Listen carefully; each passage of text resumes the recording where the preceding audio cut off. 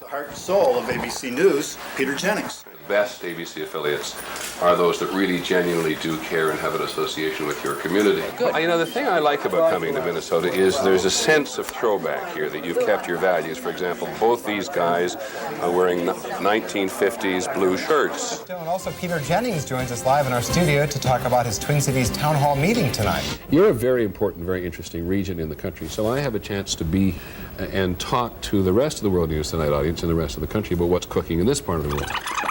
I want to live. Thank you so much. You don't know how much this is going to help. Is World News Tonight with Peter Jennings, reporting tonight from Minnesota. Good evening, everyone. We're here in Minneapolis, St. Paul tonight as part of our trip across the country to see what's important to people these days and also to have several town meetings. We're here in Minneapolis, St. Paul, because the Twin Cities have such a distinctive history.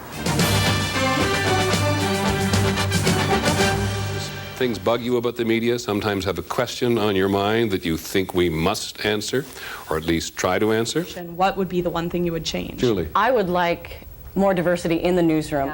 And he asks, do you think that the national news is biased in any respect? There is bias out there, and it depends, again, on how the reader or the consumer, the viewer, is perceiving what the information that they're getting.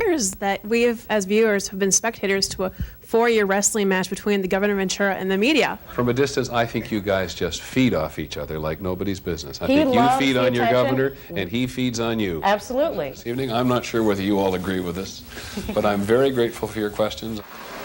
In my brief experience here, they're interesting.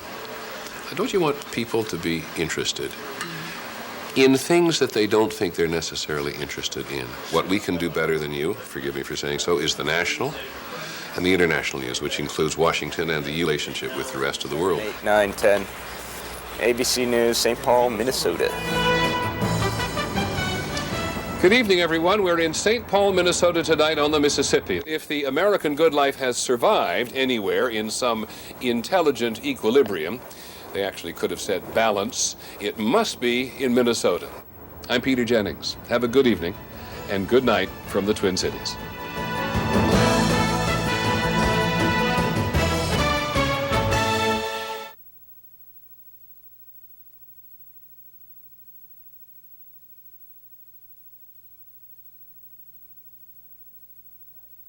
Tonight, the Hennepin County Water Patrol recovered the body of an elderly man from Lake Minnetonka. Authorities say it is the holiday weekend's first drowning. They say the man was boating before going under in Lake Minnetonka's Carson Bay this afternoon. That is near Deep Haven. And reporter Brad Rogers is live there for us tonight. And Brad, I understand some people who attempted to try and rescue the man. Yeah, right, Cale, and they nearly got to him. Very close call tonight.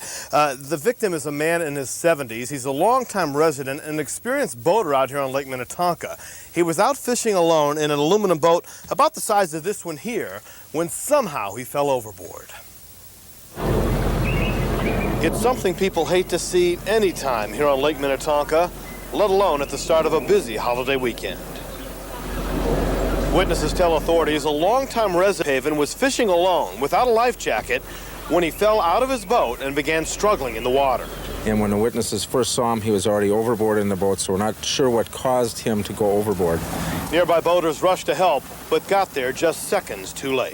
She saw it go straight down. She kept trying, and it's very deep out there. She tried to reach for the body and just went straight down. This drowning is especially hard on Kathy Allen and her husband Bob. Not only were they longtime friends of the elderly victim, he drowned near the very spot where they lost their 10-year-old son Kenny, 12. It's very, very tough, yes. It just brings back some horrible memories for us. Yeah, it's just bringing all the memories right back. It's just so eerie out there to see those boats circling, dragging for a body. It's very difficult. Some people dove in the water to try and rescue the man. When they couldn't find him, they tied an anchor to this oar to mark the spot. If there was a life jacket in the boat, he wouldn't have had time to grab it if he fell out of the boat. Well, the name of the victim being released tonight, although we do know he is a member of the Minnetonka Yacht Club here. He was well-known, well-liked, and Cale, some of the men out here say they even taught him, that this man even taught them to sail back when they were boys. All right, Brad Rogers from Deep Haven tonight. Yeah. Thank you, Brad. Tonight we have new information on the Minneapolis.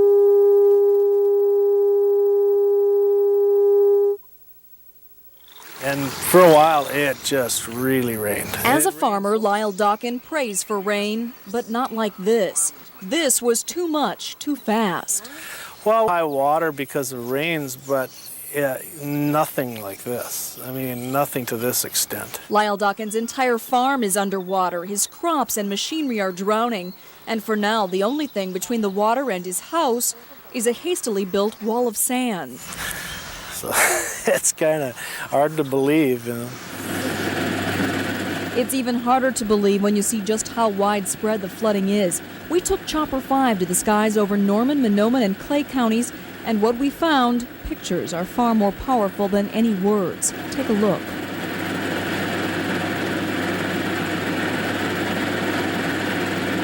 The water wasn't even the worst of it for some. Straight-line winds knocked down power poles like toothpicks, crushed a silo head like a tin can, and flattened a barn like a cardboard box. People who live here in this part of Norman County are no strangers to flooding. This was one of the hardest hit areas back in 1997. But that was supposed to be a 100-year flood. Some of the farmers around here say that flood was compared to this. I don't know how often a 100-year flood happens, but here we got it again. It's kind of funny how things go, but yeah, I'm getting a little tired of it myself. Lyle knows he won't get much rest in the next 48 hours. He'll be on water watch. Well, if it doesn't rain anymore tonight, hopefully. I know there's chances of rain again, so, and if it does, hopefully it's not a downpour like we're at now. Keep your fingers crossed. And eye on the sky. Kristen Steiner, Eyewitness News. Randy, the chemicals used inside this auto body shop created some big problems for firefighters. It kept them from going inside the building to fight the fire, which made this made it a much longer process. Now, here's what it looked like tonight as it all unfolded. What do they say in your video? They're going to put the wet stuff on the red stuff. Okay, we've got a 3-alarm fire going here. Northeast Minneapolis. Obviously, it's a building that's got a lot of petroleum products in it. Was it an auto body? You can tell by the color of the smoke that we're having problems getting into the building. We've got fire showing through the side of the wall. We've got about 65 firefighters here, and we've got the exposures protected as well as possible. You okay? There was one person so far that's been injured. We did a primary search and did bring one person out of the building. They were inside the burning building in one of the back rooms. Just to check on them, make sure there's no smoke inhalation. This building's going to be a total loss. At this point in time, we're trying to keep it out of the exposures on the buildings on either side. Now, there is some smoke and water damage to the travel agency right next door to the building that burned. Also, one firefighter had some cuts to his face. The people of Roseau are bracing for the worst tonight. More rain is expected tomorrow, and rain is not what they need. Volunteers scrambled to line the riverbanks with additional protection after the swollen Roseau River broke through a sandbag dike. Bill Shirk is live for us in Roseau. Very latest, Bill, the situation got worse in a hurry. Yeah, absolutely. You know, we are standing here on one of the only open roads left in town where you don't have to drive through 3 or 4 feet of water. Back there where you see those flashing lights, crews are actually working on building up a dike using a bunch of dirt and clay because, again, the water continues to rise here on the Roseau River. They don't expect this thing to crest until sometime tomorrow. You know, you talked a little bit about the rain. That's what caused this whole thing. Yesterday, they had 6 inches of rain here in town, reports of up to 12 inches of rain out in the county. But again, a day ago, they had no idea this flood might happen. What started as a trickle ended as a roar. We're going to fight till the bitter end. But hope only lasts so long. What's that? The dike broke. Just get in the van there, okay? Okay. This afternoon broke and water took over. It's like a race against. What do you grab when you only have seconds? I live and grab. The answer today, not much. By dinner time, much of Roseau sat underwater. Well, it looks like all these houses are gone here. The mayor here says damage will be extensive, and the water's still coming up. This came all of a sudden, and it's an adventure. An adventure without a happy ending. Now the rainbow is supposed to be the sign of the end of bad times, I thought. Now this morning they saw the river really start to rise 6 inches an hour. That's when they started evacuating the hospital. They got folks out of all the special care centers here and started clearing people out. Many have evacuated out of the homes here in town tonight. We are going to keep an eye on things here. You know, folks are talking about lightning off to the west, so they are expecting storms. We have had rain in spurts tonight. We are going to be here all night keeping an eye, and we will have the latest for you tomorrow morning on Eyewitness News. Of course, Bill, we'll learn more about the weather from Dave Dahl coming up. Thank you very much. Daycare.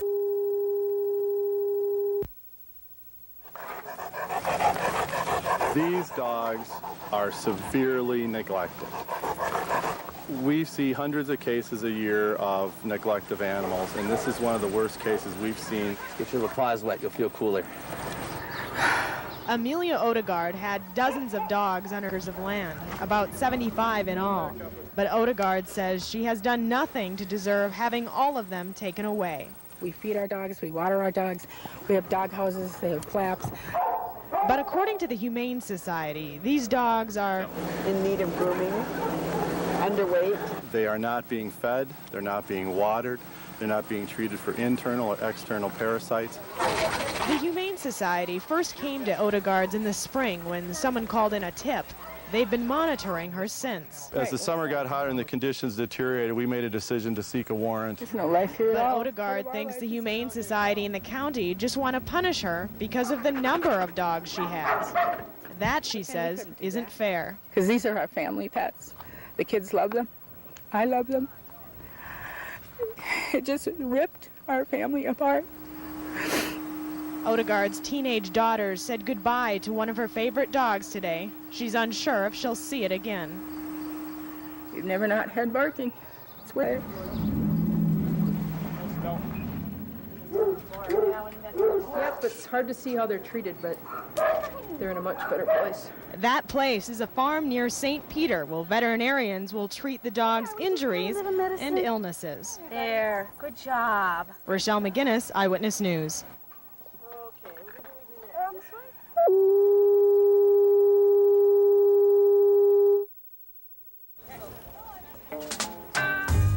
Uptown art fairs. Art? What is Art?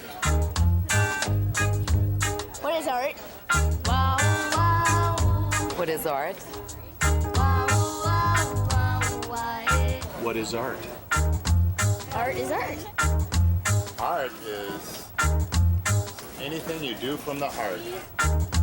Art is what brings out the colors in my oriental rug. Oh, that's bad.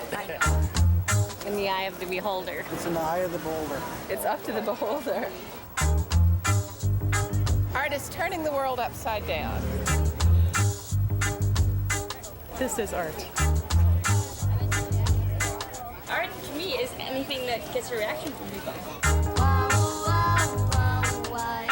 It's everything. It's everything to everybody. That's a very subjective thing.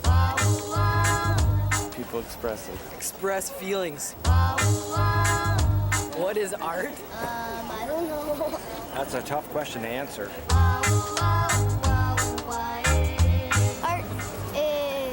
Art Art is... is anything you can get away with.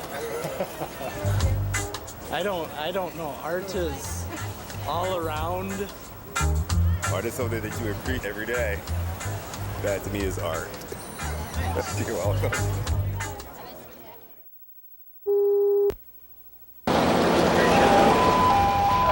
Come into the rear. Big building burning.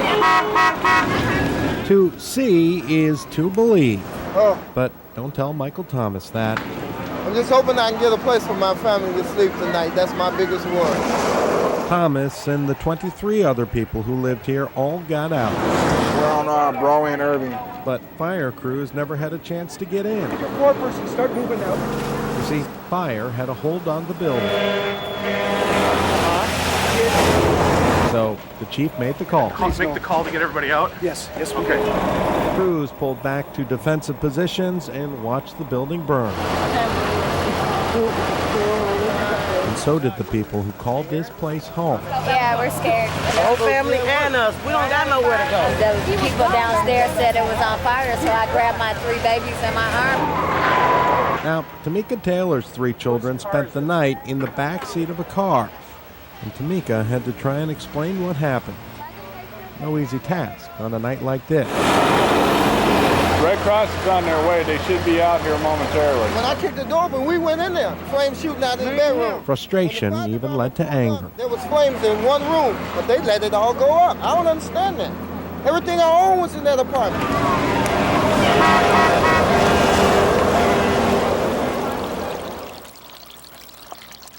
By this morning, not much left but questions. I had never seen a fire this bad.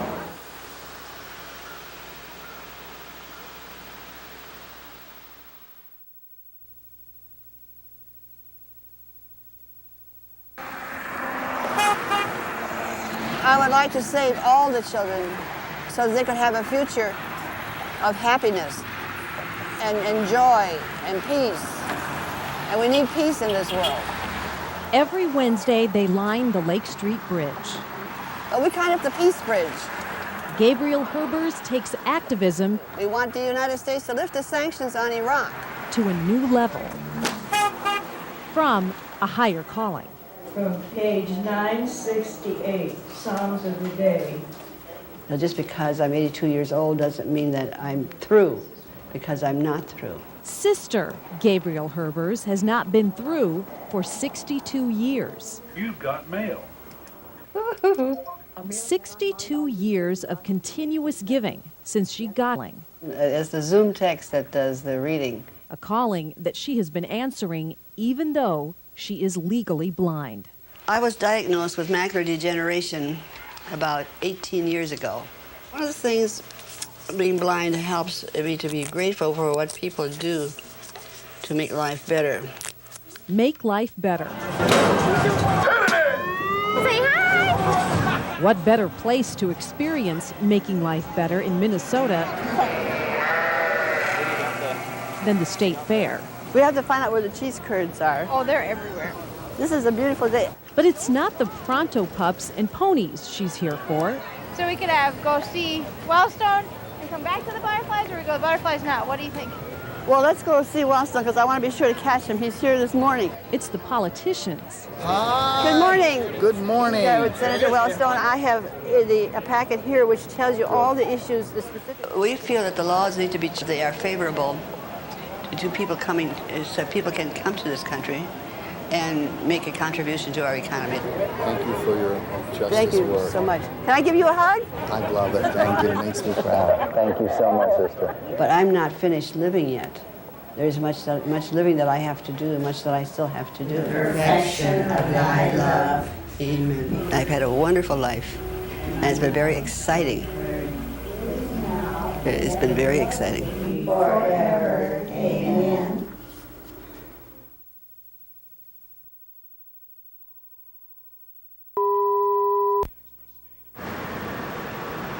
We are at North Memorial, Bay 64, affectionately known as Jodi's room. Right now we're hot packing my arms because when you get constant IVs, the veins like to hide. When those veins surface, they'll take in 8 bottles of a drug to keep a rare muscle disease in check.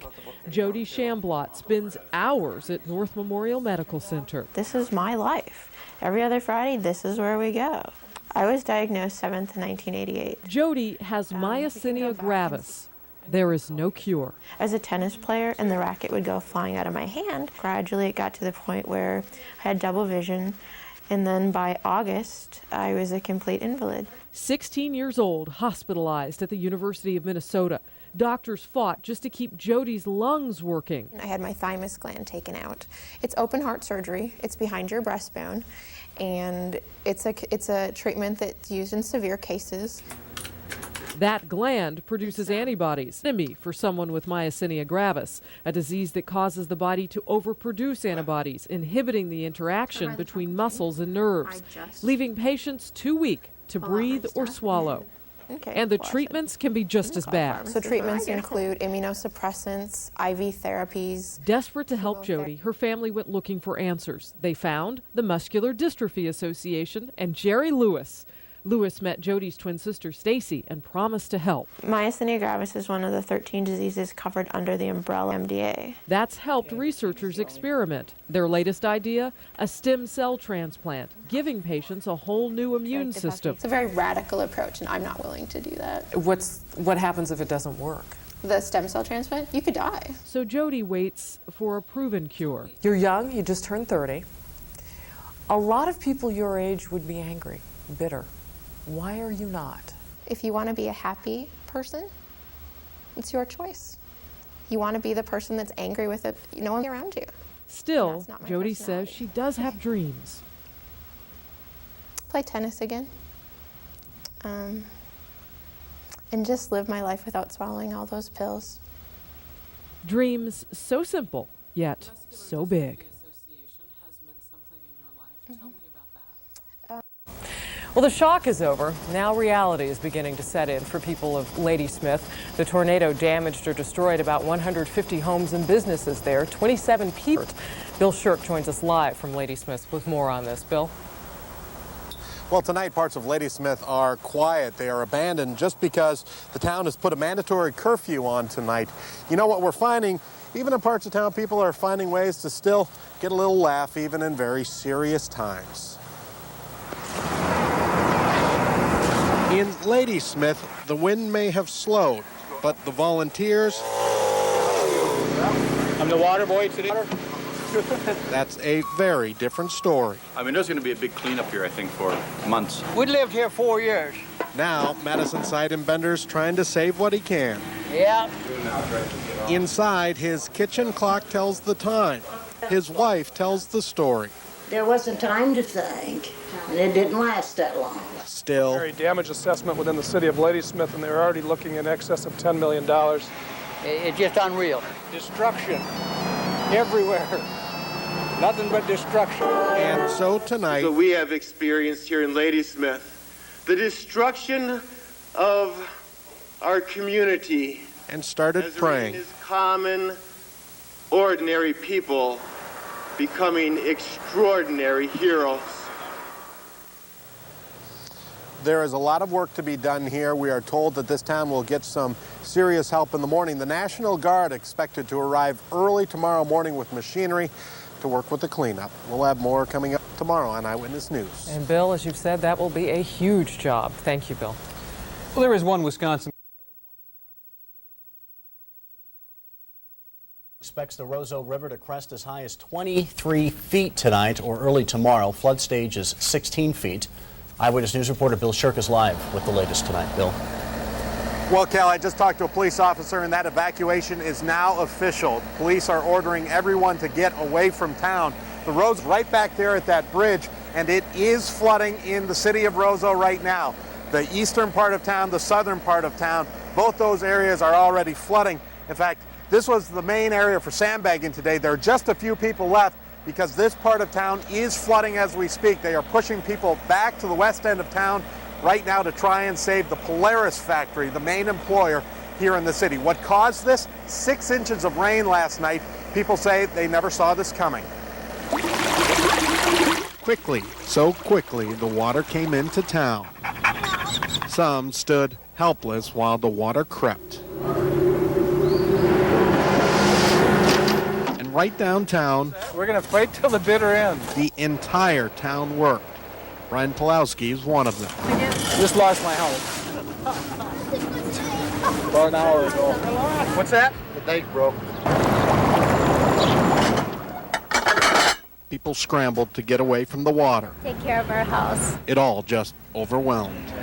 Just get in the van there, okay? And still, the water just keeps coming On the up. radio, they're predicting another half foot or a foot. Now, how fast is it running? Check this out. I want to show you. This is right on Main Street in town. When you put it down, you can see just how fast the water is running into parts of town right now. That's why people are pushing. Again, they are talking that the river will crest sometime late tonight or early tomorrow morning. We are going to be here. We will keep an eye on the situation, and we will have the latest for you coming up tonight at 6 o'clock, guys. All right, Bill Shirk live in Roseau tonight. Thank you. A man and a woman.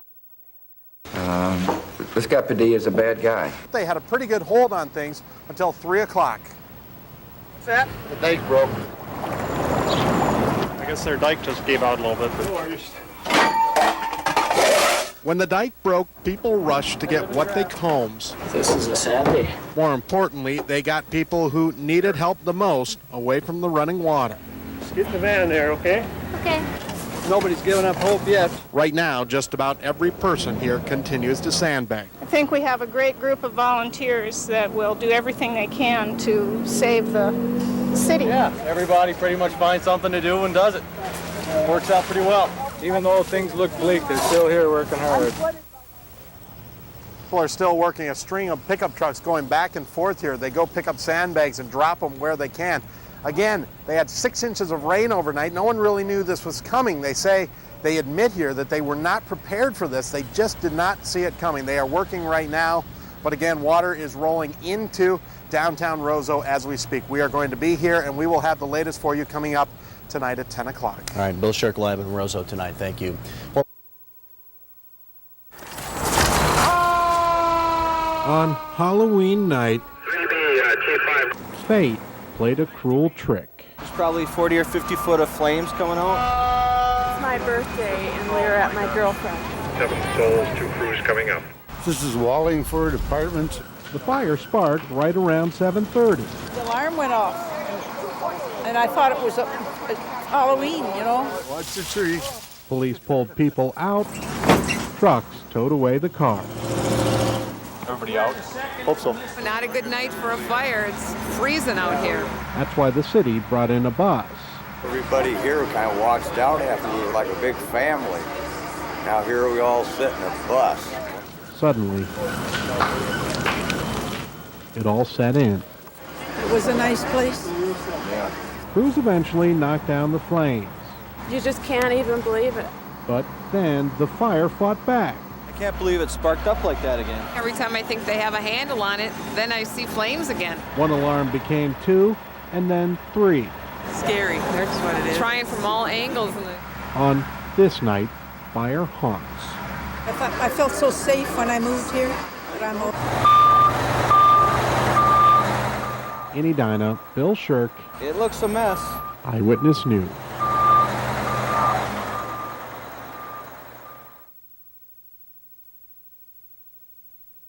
And 3 days later, Josh Guimau left a party in Collegeville. Tonight, Guimau's schoolmates at St. John's University organized a benefit to continue the search for their friend. Our Bill Shirk was there. He joins us live with more. Bill.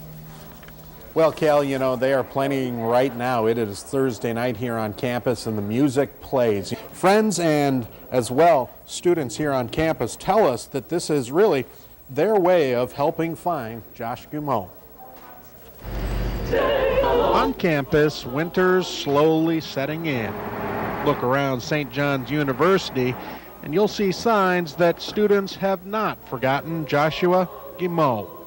He disappeared 1 month ago. It's a fear. It's definitely a fear around here, yeah. Tonight, his friends help keep hope alive. Music. It's just the biggest way that all the students can come together and show support for Josh and how we can continue to work as his friends to find him.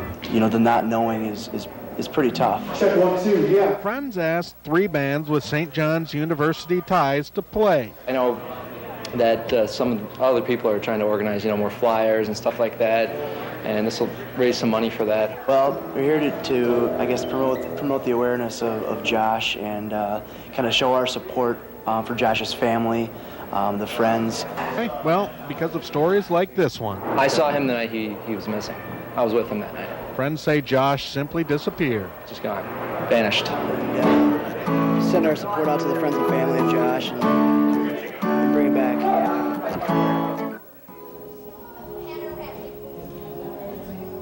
Now, looking at the table out here in front where they're having the concert, you can see that they are taking donations for ribbons, buttons with Josh's pictures. Bands are even giving away CDs tonight, looking for donations. They are trying to raise money to put into a fund so that they can put out more of those leaflets that you see hanging around campus. They're also coming up with a T-shirt that they want people to wear just to keep word out that Joshua is out there and folks here are looking for him. All right, Bill.